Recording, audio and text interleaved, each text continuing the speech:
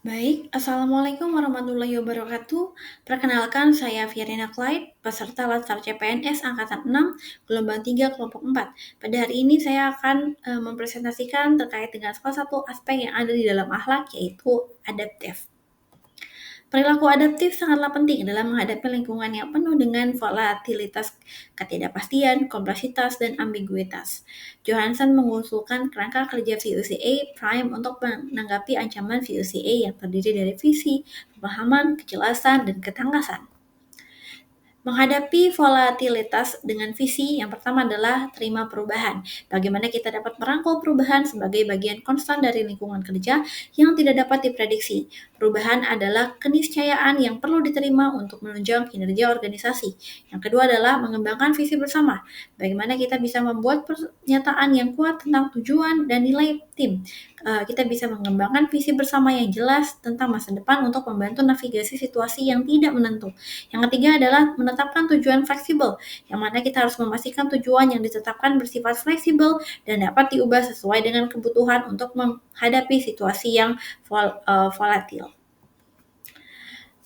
Mengamati ketidakpastian dengan pemahaman. Yang pertama kita harus mendengarkan dan juga mengamati. Bagaimana kita bisa meluangkan waktu untuk mendengarkan dan mengamati sekeliling. Yang mana hal ini akan membantu kita untuk mengembangkan cara berpikir dan bertindak baru sebagai respons terhadap ketidakpastian. Yang kedua adalah memprioritaskan analisis. Bagaimana kita bisa menjadikan investasi, analisis bisnis, dan competitive intelligence sebagai prioritas. Bagaimana kita tetap up to date dengan berita industri dan mendengarkan kebutuhan pelanggan. Yang ketiga adalah evaluasi kinerja. Bagaimana kita bisa meninjau dan mengevaluasi kinerja secara berkala.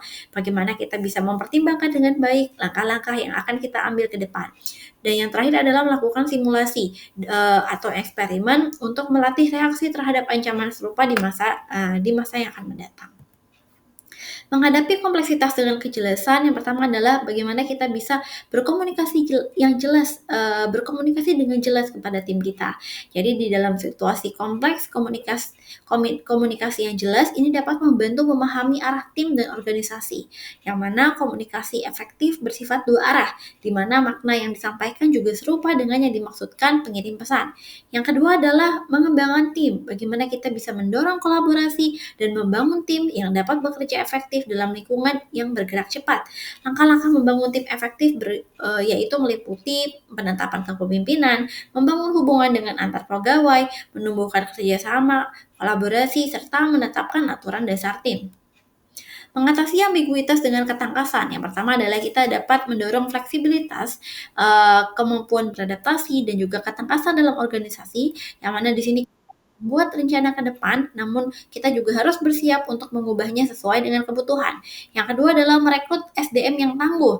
Bagaimana kita bisa mempekerjakan promosikan orang-orang yang terbukti berhasil di lingkungan VUCA, yang mereka umumnya kolaboratif dan memiliki keterampilan berpikir yang kompleks. Yang terakhir adalah rotasi pekerjaan. Bagaimana kita bisa mendorong karyawan untuk bisa berpikir dan bekerja di luar area fungsional mereka. Rotasi pekerjaan dan pelatihan silang dapat meningkatkan ketangkasan tim.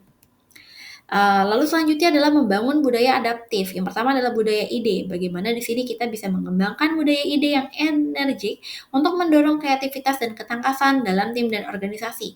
Yang kedua adalah kolaborasi. Bagaimana kita bisa menciptakan lingkungan kolaborasi dengan konsensus. Kita bisa mendorong perdebatan, perbedaan pendapat, dan partisipasi dari semua anggota tim. Yang terakhir adalah apresiasi. Bagaimana kita bisa memberikan apresiasi kepada anggota tim yang menunjukkan visi, pemahaman, kejelasan, dan ketangkasan dalam pekerjaannya. Berikut adalah karakter organisasi yang adaptif. Yang pertama adalah responsif. Organisasi adaptif memiliki kemampuan untuk merespon perubahan lingkungan dengan cepat dan fleksibel. Yang kedua adalah berorientasi stakeholder, di mana organisasi adaptif mampu mengikuti dan memenuhi harapan stakeholder secara efektif.